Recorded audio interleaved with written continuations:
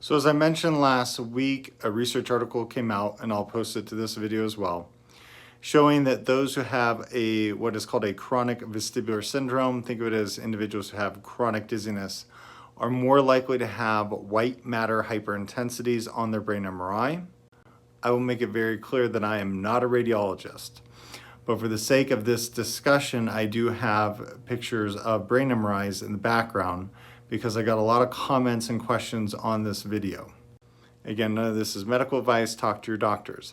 But in essence, you can see on the screen behind me different brain scans.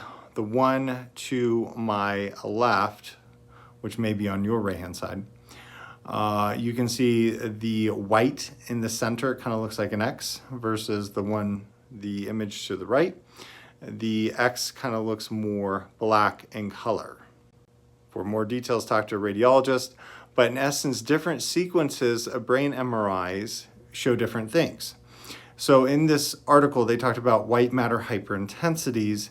And so what we can see is that those who have microvascular disease oftentimes will have white spots. You can see white spots on both of these sequences as an example, but particularly the one where the X is black, referred to as a T2 flare, we are more likely to see white spots when there is the suggestion of microvascular disease.